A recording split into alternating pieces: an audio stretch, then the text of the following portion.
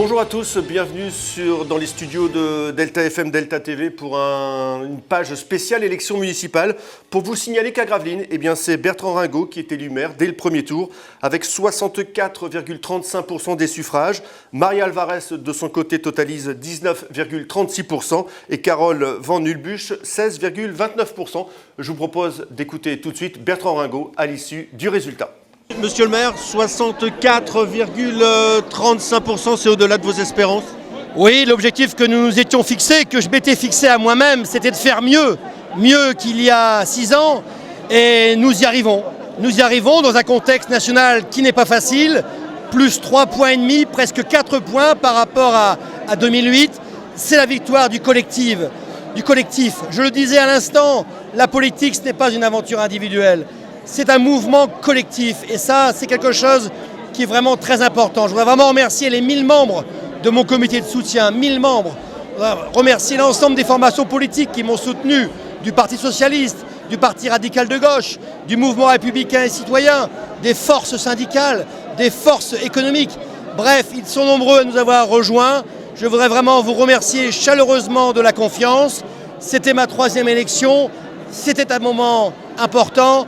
C'était un moment attendu, il est atteint et je m'en félicite. On a senti également beaucoup d'émotions dans votre discours.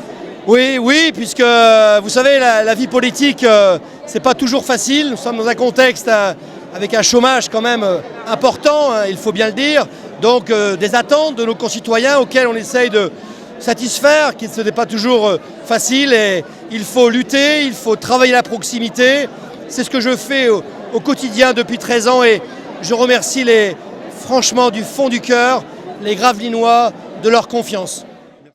Des nouvelles de notre plage pour vous signaler qu'Éric Rommel est élu également lui aussi dès le premier tour avec 81,36% des suffrages. Xavier Deril totalise lui 18,64%. Je vous propose d'écouter tout de suite Éric Rommel et dans la foulée Xavier Deril. C'est vraiment une récompense et je pense à mon équipe, à mes amis. C'est un plébiscite, à un moment on a pensé que nous étions seuls et puis une équipe s'est mise en place. Je suis satisfait, il suffit de voir le monde qu'il y a ici, le monde qu'il va y avoir ce soir.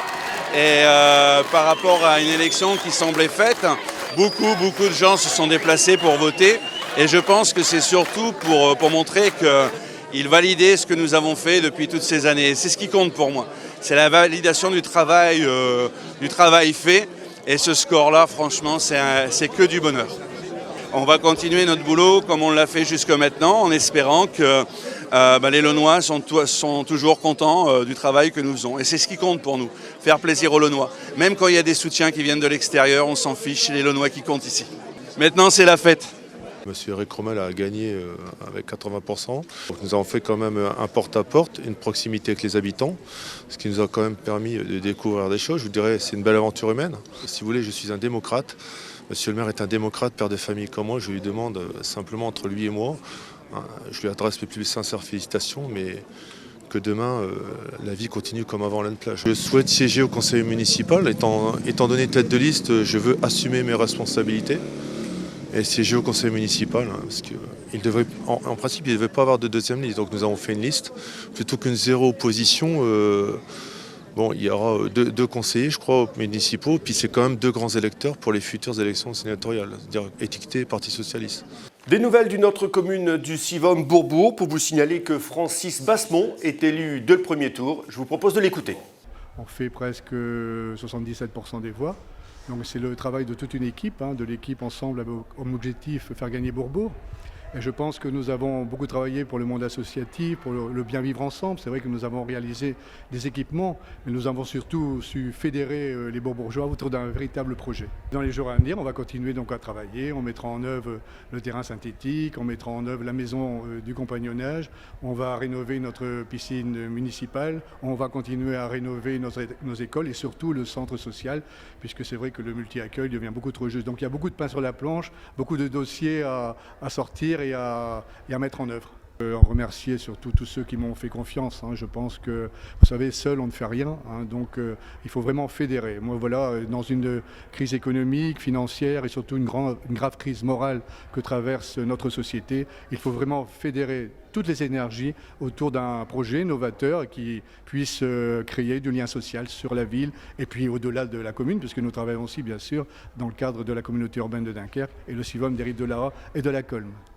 Des nouvelles de Grand-Fort-Philippe où Joël de Mazières arrive en tête avec 37,92% des suffrages. Il est suivi de Sonny Clincard avec 36,68% et Jean-François Witz arrive derrière en troisième position avec 25,38%. Voilà, donc on assistera forcément à une triangulaire du côté de Grand-Fort-Philippe.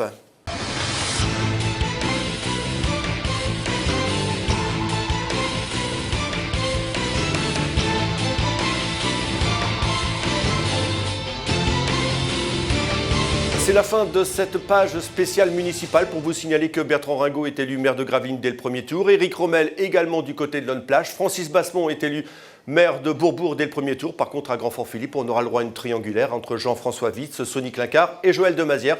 Voilà, on se retrouve demain dans le journal pour une page forcément spéciale sur ces élections municipales, j'en bafouille un petit peu, dès 18h30. Au revoir à tous.